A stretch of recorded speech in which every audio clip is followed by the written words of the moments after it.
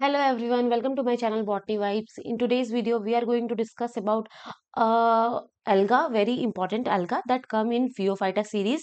So ये जो पूरी सीरीज हम लोग चलाने वाले हैं वो Phaeophyta की होगी, जिसमें हम लोग Phaeophyta के जितने भी जीनस हैं उसको कवर करेंगे वन बाय वन करके और उसके जनरल फीचर को भी कवर करेंगे।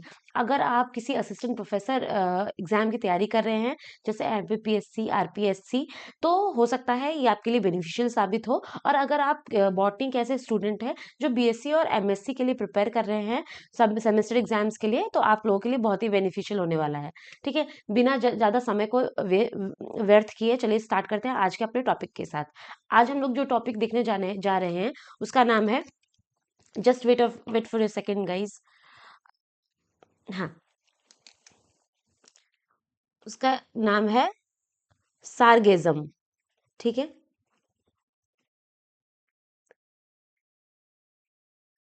ठीक है, मैं बहुत ही डिटेल में ये चीज़ नहीं बताने वाली हूँ। मैं आप लोगों को इस तरीके से समझाऊंगी ताकि आप ओवरऑल चीज़ों को समझ जाएं और इससे ज़्यादा कोई भी एग्जाम में नहीं पूछा जाएगा, इतना मैं आप लोगों को समझा दूंगी। ठीक है, सबसे पहले जो इसका पहला पॉइंट है वो तो ये है कि इसको गल्फ वीड के नाम से जाना जाता है। ठीक है, तो आप लोगों को पता होना चाहिए कि इसको गल्फ वीड के नाम से जाना जाता है, सरगेज़म को। इसके जो 150 स्पीशीज पाए जाते हैं all over the world 150 plants are found. And इसको मेजरली फ्लोटिक अंटार्कटिक ओशन में पाया जाता है इसको, जिसके 16 स्पीशीज इंडिया में मिलते हैं। ठीक है, तो ये मेनली मिलते हैं फ्लोटिंग अटलांटिक ओशन के अंदर, जिसका 16 स्पीशीज क्या है, 16 स्पीशीज कहाँ मिलेंगे हमको, इंडिया में मिलेंगे। ठीक है, इसकी 16 स्पीशीज हमको इंडिया में मिलेगी। ठीक है, तो ये जो प्लांट होता है, प्लांट का थोड़ा फीचर जान लेते हैं। ये जो एक प्लांट है वो एक डिप्लॉयड प्लांट है, डिप्लॉयड स्पोरोफाइटिक प्लांट है, फाइटिक प्लांट है। ठीक है, उसके बाद क्या होता है कि इसके पास, मान लीजिए ये मेरा प्लांट है, इसके पास लीफी अपेंडेजेस भी होते हैं, प्लस एक ब्रांच होती है। मतलब इसके पास दो चीजें हैं, एक प्राइमरी लेटरल्स बोल दीजिए और एक सेकेंडरी लेटरल्स। जो सेकेंडरी लेटरल्स होते हैं वो प्राइमरी लेटरल से ही ग्रो होते हैं, और जो प्राइमरी लेटरल होता है, यहाँ पे मैं लिख देती हूँ, जो प्राइमरी लेटरल्स होते हैं वो अनलिमिटेड, उसकी जो ग्रोथ होती है वो अनलिमिटेड होती है। ठीक है, और ये एक तरीके से स्टेराइल है, इसके पास कोई भी रिसेप्टिकल नहीं है, मतलब कोई भी सेक्स ऑर्गन नहीं मिलता है इसके पास। लेकिन जो सेकेंडरी वाला है वो प्राइमरी वाले से ग्रो होगा। लेकिन मान लीजिए ये वाला हमारा सेकेंडरी वाला है और इसको हम लोग बोलेंगे ऑक्सिलरी ब्रांच। ठीक है, ऑक्सिलरी ब्रांच के नीचे क्या होता है, यहाँ पे हमें मिलेंगे एयर ब्लेडर्स। यहाँ क्या मिलेंगे हमको, एयर ब्लेडर्स मिलेंगे हमको, जो क्या करते हैं, प्लांट को बायंसी प्रोवाइड करते हैं ताकि वो फ्री फ्लोटिंग रहे, फ्री मतलब पानी में फ्री फ्लोटिंग स्टेट में रहे। ठीक है, उसके साथ साथ ये जो ये ऊपर वाला पार्ट है, इसके पास क्या होता है, रिसेप्टिकल्स मिलते हैं। अब रिसेप्टिकल होता क्या है, रिसेप्टिकल एक फ्लास्क शेप्ड ऑर्गन है जिसके अंदर सेक्स ऑर्गन प्रेजेंट होते हैं। ये कैसा होता है, ये फ्लास्क शेप्ड होता है, शेप्ड से कंटेनिंग कंटेन सेक्स ऑर्गन, है ना, सेक्स ऑर्गन कंटेनिंग होता है। ठीक है, अगर हम लोग इसकी डेवलपमेंट की बात करें, इसको इसका जो डेवलपमेंट होता है वो एपिकल सेल के द्वारा होता है, एपिकल सेल से इसका डेवलपमेंट होगा। इसकी इंपॉर्टेंट एक फीचर बता दूं मैं, इसका जो इंपॉर्टेंट फीचर है, कोई भी स्पोर नहीं मिलता, कोई स्पोर नहीं मिलेगा, कोई भी स्पोर से कोई डेवलपमेंट नहीं होने वाला है। ठीक है, जो हमारा असेक्सुअल रिप्रोडक्शन होगा, क्योंकि असेक्सुअल जो रिप्रोडक्शन होगा वो पूरा का पूरा किससे होगा, फ्रैगमेंटेशन से। ठीक है, इतना आप लोग समझ गए होंगे। चलिए इसकी थैलेट्स की बात डिस्कस कर लेते हैं, just wait for a second. इसके थैलेस की बात कर लेते हैं। क्या हो गया, हम्म। इसका जो थैलस होता है, मान लीजिए ये हम लोग थैलस देख रहे हैं। मैं मैं ड्रॉ नहीं करूंगी पूरा, मैं एक लेयर बाय लेयर करके ये बता देती हूँ। ये में मान लीजिए ये मेरिस्टोडर्म है, जो पहली आउटर लेयर होती है उसको बोलते हैं हम लोग मेरिस्टोडर्म। ठीक है। उसके बाद की जो लेयर होती है उसको बोलते हैं कॉर्टेक्स। उसके बाद की जो लेयर होगी उसको बोलेंगे मेडुला। अब वन बाय वन करके हम लोग इसके फीचर्स को देख लेते हैं। ठीक है। जो मेरिस्टोडर्म है, मान लीजिए यहाँ पे हम लोग ये मेरिस्टोडर्म की बात करें, डम की बात करें, इसके पास अबंडेंट प्लास्टिड्स होते हैं। Just wait. इसके पास अबंडेंट प्लास्टिड्स प्रेजेंट होते हैं। और इसके पास और क्या होगा, इसके पास फ्यूकोजन ग्रैन्युल्स प्रेजेंट होगा। ठीक है। इसका जो मेन फंक्शन होता है वो होता है फोटोसिंथेसिस का।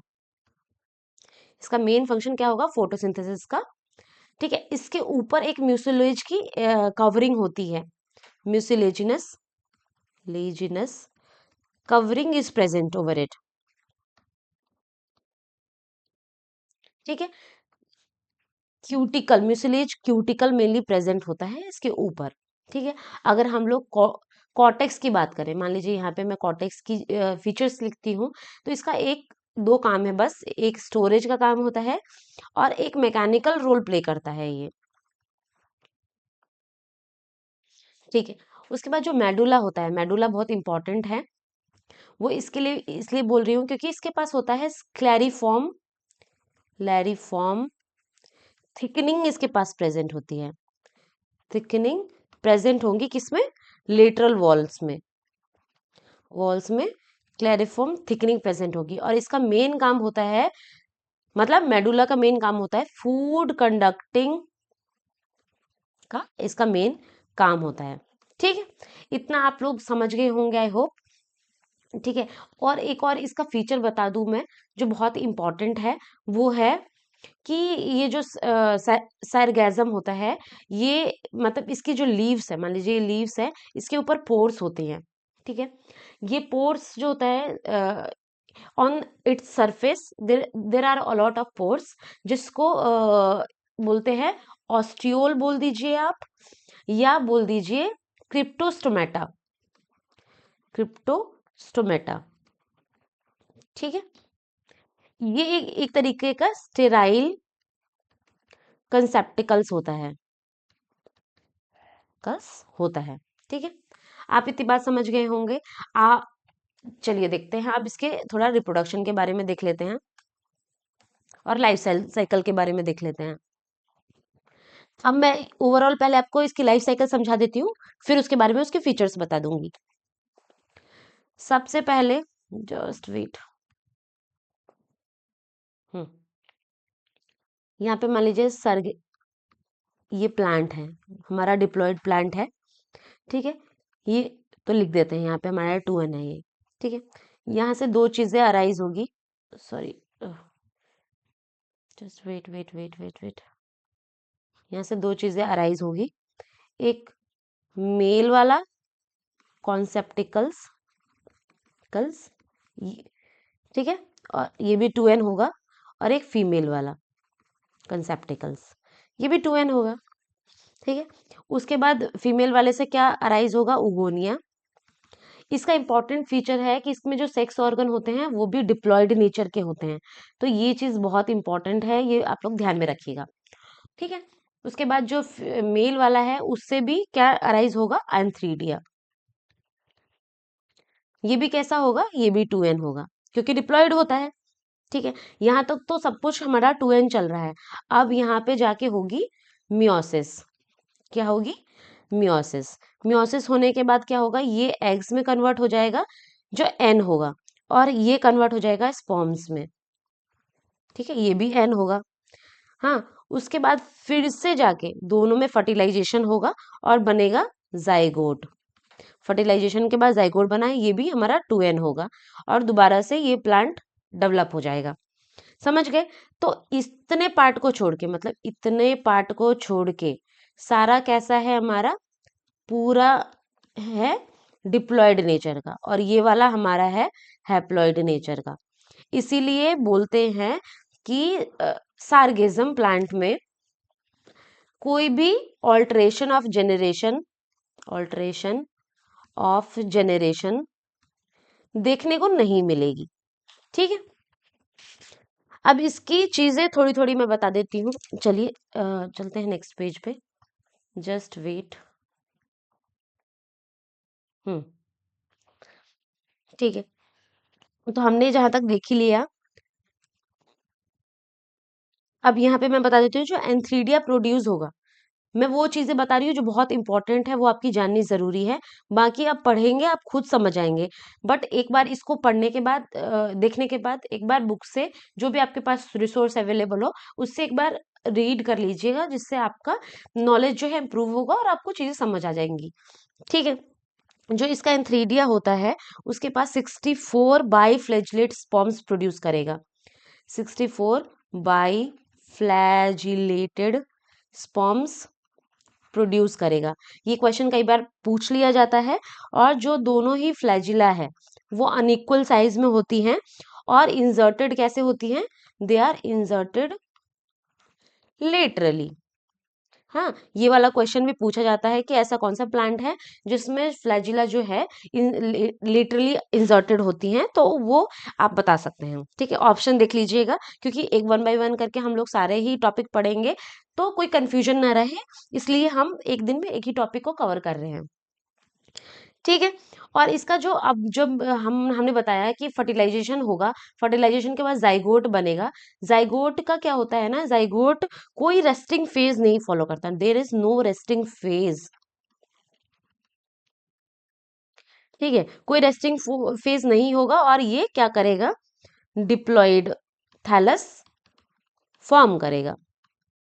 It will form a diploid thallus without coming into the any resting phase. ठीक है, और ये बात आपकी और जाननी जरूरी है कि जब उगोनियम प्रोड्यूस होता है, तो जो फर्टिलाइजेशन जब होने वाला होता है, जब उगोनियम जब डिस्चार्ज होगा, तब लेकिन तभी भी वो अपने कंसेप्टिकल से एक म्यूसिलेजिनस वॉल के साथ जुड़ा रहता है। मान लीजिए ये कंसेप्टिकल है, ठीक है, मतलब फ्लास्क, ये हमारा यहाँ पे हमारा सेक्स ऑर्गन है। ठीक है, तो जब यहाँ पे ये प्रोड्यूस होगा उगोनियम, और यहाँ पे स्पर्म आया, ठीक है, स्पर्म आया, तो ये अभी भी एक वॉल के द्वारा कनेक्टेड रहेगी इससे। इसको क्या बोलते हैं, म्यूसिलेजिनस स्टॉक के द्वारा कनेक्टेड रहेगी। ठीक है, अब इसका थोड़ा हम लोग इकोनॉमिक फीचर देख लें, जो कभी कभी एग्जाम में पूछ लिया जाता है। ठीक है, अगर हम इकोनॉमिक इंपॉर्टेंस की बात करें इसका, तो ये बहुत ही अच्छा सोर्स है एल्जिनेट्स का।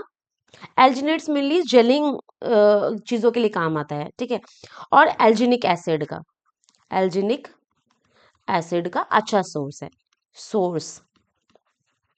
ठीक है, और एक कृष्णमूर्ति और चौहान के हिसाब से देखें, 1971 में उन्होंने क्या बताया था कि जो एक इसका स्पीशीज है, सरगैजम स्वार्जी स्वार्जी, ये जो वो है स्पीशीज है, इसके पास बहुत ही हाई अमाउंट ऑफ एल्जीन होता है, एल्जीन हाई अमाउंट में होता है।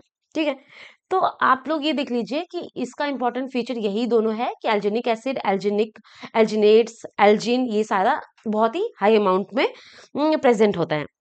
ठीक है, ऑल्ट्रेशन ऑफ जनरेशन कोई है नहीं, प्राइमरी और सेकेंडरी लेटरल्स। एक बार मतलब हम लोग रिकैप देख लेते हैं कि मतलब पीछे क्या क्या हमने पढ़ा अभी तक। इसको गल्फ वीड बोलते हैं। 150 plants all over the world पाया जाता है, फ्लोटिक अटलांटिक ओशन में मिलता है। 16 स्पीशीज इसकी इंडिया में पाई जाती है। इसका जो प्लांट बॉडी है वो डिप्लॉयड स्पोरोफाइटिक है, 2n प्रेजेंट है, 2n है। इसके पास प्राइमरी लेटरल्स होते हैं, सेकेंडरी लेटरल्स होते हैं। जो ऑक्सिलरी ब्रांच है, ऑक्सिलरी जो इसका ब्रांच होगा, इसके नीचे वाले पार्ट में इसको एयर ब्लेडर्स मिलेगा, और उसके ऊपर वाले पार्ट में रिसेप्टिकल मिलेगा, जिसके पास सेक्स ऑर्गन प्रेजेंट होगा। ठीक है, इसका जो ग्रोथ होता है एपिकल सेल के द्वारा होता है, स्पोर्स में बनते नहीं है, और सेक्सुअल रिप्रोडक्शन फ्रेगमेंटेशन के द्वारा होती है। उसके बाद देखते हैं थैलस के बारे में। थैलस में 3 लेयर्स होती है मेनली, मेरिस्टोडर्म, कॉर्टेक्स, मेडुला। जो मेरिस्टेम है इसका काम होता है कि फोटोसिंथेसिस करना, और इसके पास क्यूटिकल की लेयर होती है, बहुत सारा प्लास्टिड मिलता है, फ्यूकोजन ग्रैन्युल्स मिलते हैं, और जिसका कॉर्टेक्स होता है, कॉर्टेक्स का सेम ही काम रहेगा। वो हम जैसे जैसे करके सारी जीनस पढ़ेंगे तो आप लोगों को पता चल जाएगा कि ये चीज़ें कुछ हैं जो कॉमन है, इसलिए मैंने बहुत ज़्यादा फोकस नहीं किया इस पे। कॉर्टेक्स जो होता है स्टोरेज फंक्शन होता है, मैकेनिकल रोल होता है, और मेडुला मेडुला के पास क्लैरिफॉर्म थिकनिंग प्रेजेंट होती है लेटरल वॉल में, जो कि इंपॉर्टेंट फीचर है इसका। ठीक है, इसके लीव्स के ऊपर ऑस्टियोल स्पोर्स मिलते हैं, जिसको ऑस्टियोल बोल दीजिए या क्रिप्टोस्टोमेटा बोल दीजिए, इसको स्टेराइल कॉन्सेप्टिकल भी बोला जाता है।